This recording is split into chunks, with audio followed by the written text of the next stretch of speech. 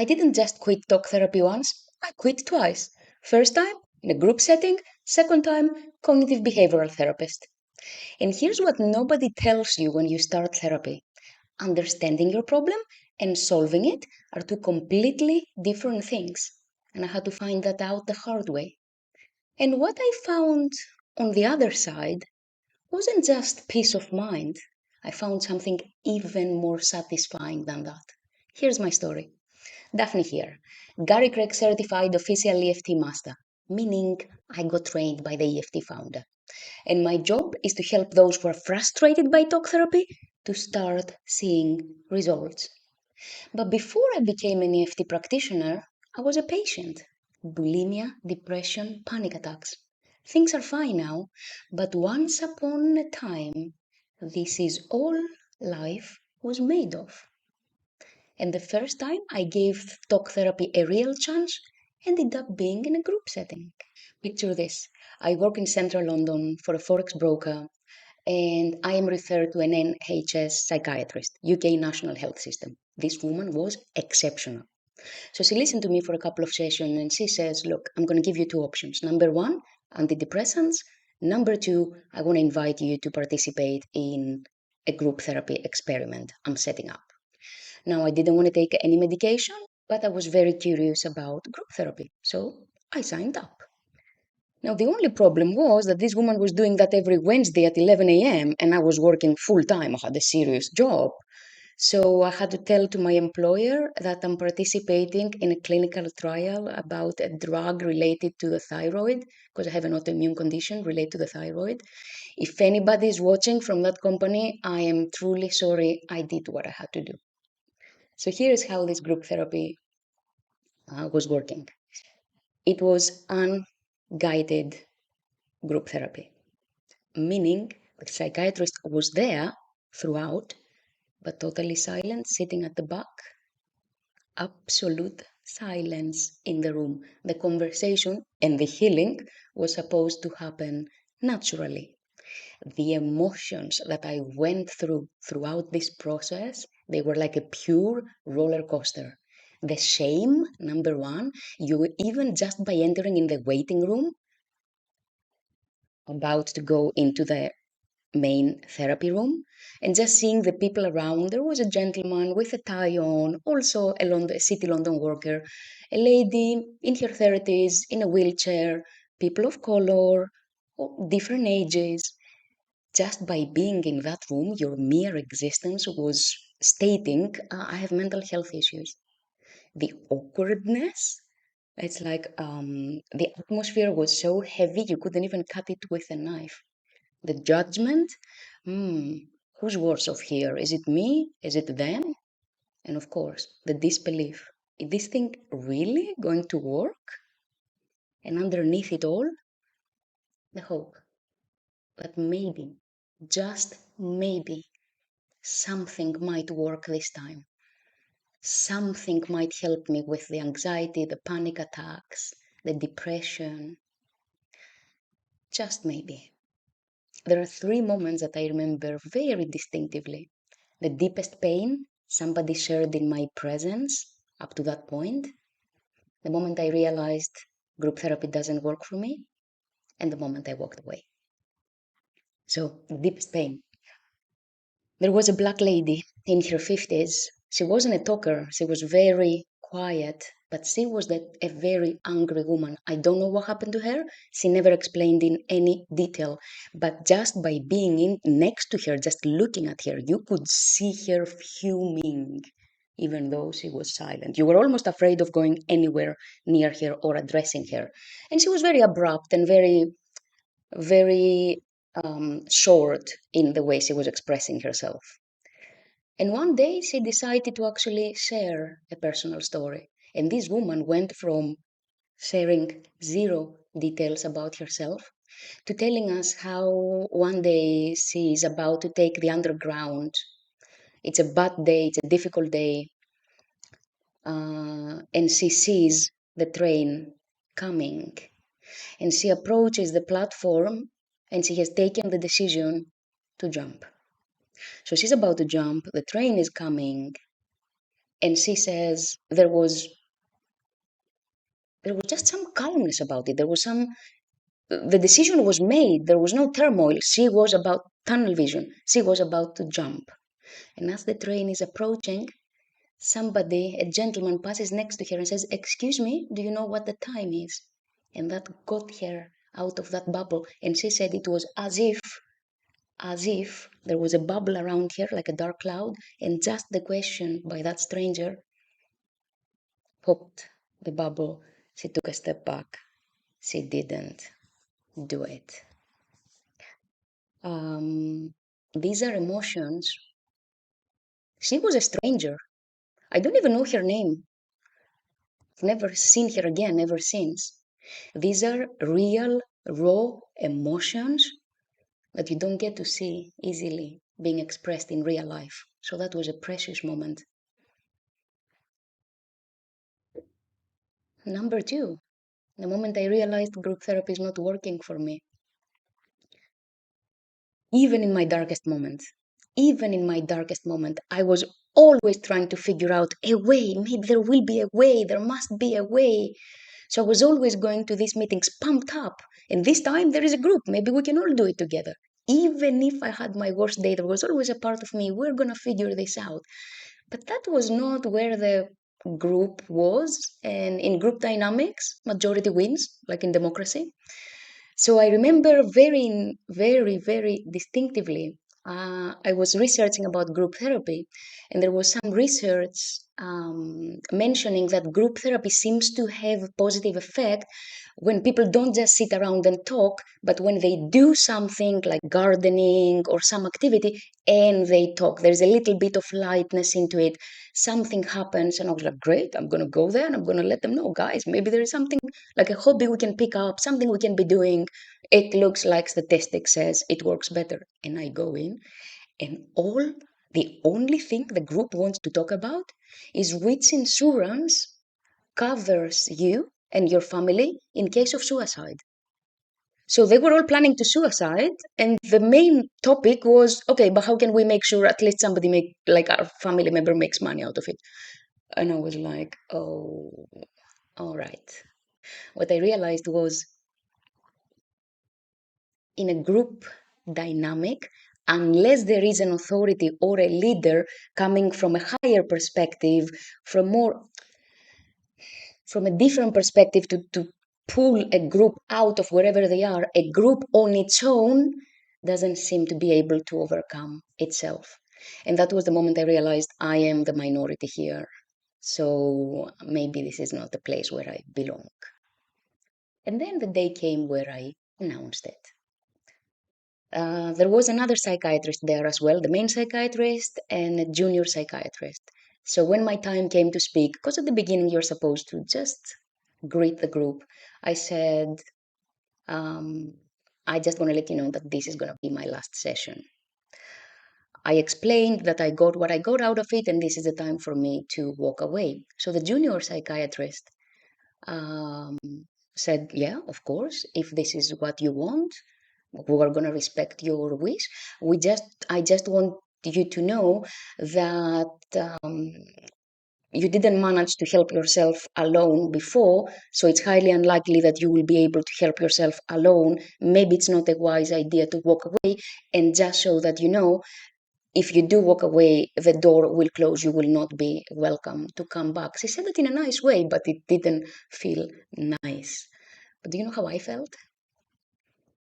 She was threatening me. Or scaring me, not threatening me, but scaring me off. I felt inside me not a single, a single morsel of doubt. And I looked at her and I said, thank you very much for testing me, because I'm even more confident than I was at the beginning of the session. Yes, I am walking away. And I remember looking at my psychiatrist, the main one, and she beamed. This woman was very, very emotionally intelligent. So I quit. Things didn't get better afterwards, but they didn't get worse either. And a little bit down the line, when life threw a romantic disappointment my way, I went searching for a CBT therapist this time. This time I work for Goldman Sachs and I have to put a lot of energy to preserve the image of a highly functioning individual. A typical day would include a midday breakdown where I would go uh, to the coffee shop, get lots of pastries and chocolate, and lock myself in the bathroom, have my anxiety, have my bulimic event, cry, wash myself up, go out there, continue doing my job. So when I found a CBT therapist through a family member, the first thing I told her was, look, I think I'm crazy and I just don't understand why. Because I grew up in a family where there was no drug problems, no gambling problems, no financial problems, no sexual problems. Parents were there. I don't understand why my body is reacting like that since the age of 12. It makes no sense. She said, let's figure it out. After a year and a half, what I came to realize is that physically present parents is not the same as emotionally present parents, and definitely not the same as emotionally intelligent parents. So picture this. I'm 12 years old. I'm already in the midst of bulimia, anorexia. I have no clue this is an eating disorder. I just think that I'm dieting like every other girl out there. And I wake up from a nap. I can barely move. I cannot put my feet on the ground. There is no strength for me to stand up. Everything starts being hazy and gray, and it feels like life is out, like coming out of my body, and I'm dying. I'm 12 years old. I don't know this is how it feels when you have low blood sugar. So my mom comes in, panicky, calls my dad to solve the problem. And once my dad realizes what happened, he said, if you are so stupid that you don't understand that you need to eat in order to survive, then you deserve to die. Now, my parents don't even remember about this moment, and it's not one of those moments that somebody hits you or kills you or rapes you. It's just a comment. But the type of wiring and the type of beliefs that my system created in that moment, when I am in need, not only nobody's going to be there, but even the people who are supposed to care for me, they're going to attack me. You cannot trust anybody. You are always better off alone. Solve all of your problems on your own. And so the story goes. So, was I crazy? No, I wasn't. There was a lot of harshness in my childhood. And that was the moment that the Pandora box opened, and I was at the mercy of explosive emotions I had no idea what to do with. So there are three moments I remember distinctively throughout this process. The moment the anger towards my mom came all up, the nightmares, and the day I decided I don't want to see the therapist anymore. So the moment where the anger exploded. I am at a bar in a hotel near Liverpool Street Station, central London, with a colleague, and we're having a drink.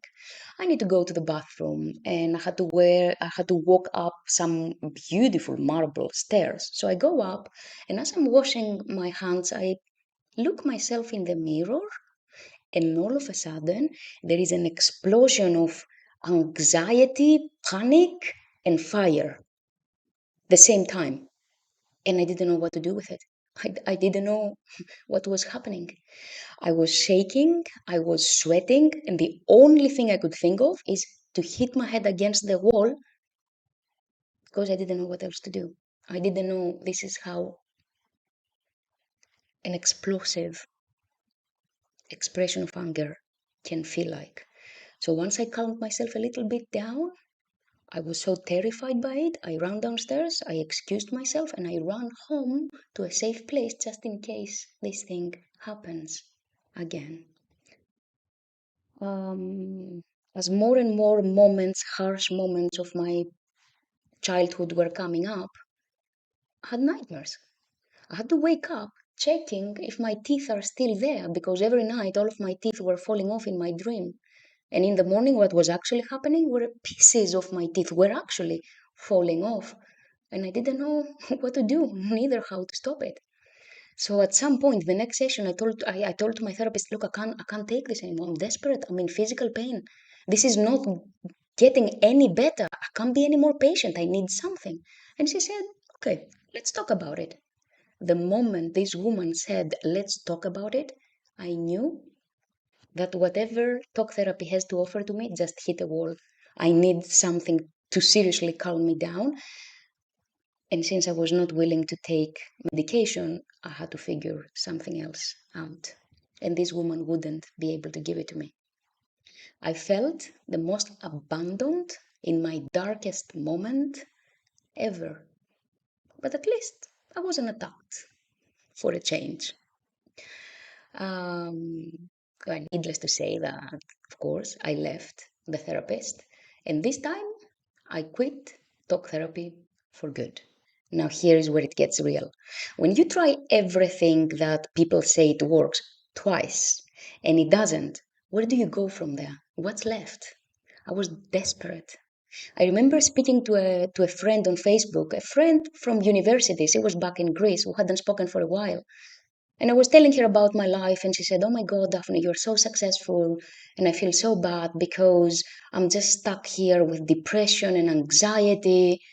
And I was like, oh my God, you think I have achieved? Yes, okay, I have a good job, but I am stuck with depression and anxiety exactly like you, and my quality of life is zero. And I remember telling her, do you know what? There must be another way, and there must be a solution beyond drugs and medication, and I am going to figure it out, or I will die trying. I remember something inside me telling me there is another way, keep going. So I did.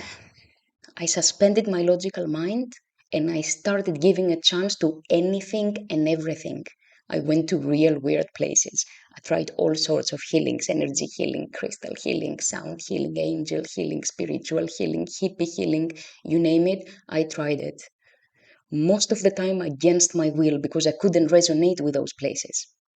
Until one day I stumbled across something developed by a US Stanford engineer: EFT tapping. In April 2024, I was working for JP Morgan. And after 4 sessions of EFT tapping, my panic attack stopped. And they didn't just stop. I couldn't recreate the sensation of a panic attack in my imagination, in my body. I just couldn't. And that's when I knew there is no fear of it anymore. It is out. A month later, May 2024, I did my first EFT tapping certification, and I really wanted to leave the banks behind and make myself an EFT practitioner, but I was so afraid to do it. And by June 2024, I was afraid I was doing it. Here is what happened in a nutshell. Talk therapy helped me understand my problem. EFT tapping took it out of my body, out of my system. Your problems are not in the prefrontal cortex. They are in the nervous system. So here is my confession. If I could turn back time and I'll do everything that happened to me, I wouldn't do it. I would go through it all again. Not because I'm the biggest person in the room and I forgave everybody, neither because, oh, I am who I am because of what happened to me, for something even bigger than that. When you go through things in life and you make it to the other side, and you know you have a tool in your hands to clear whatever emotion comes up, you become invincible. You're going to take risks you never thought possible. And that's priceless. So where does it all start? With EFT tapping. Be as skeptical as you want about it. But if a part of you is even minimally drawn to it, let me show you what's possible. Book a free intro call with me.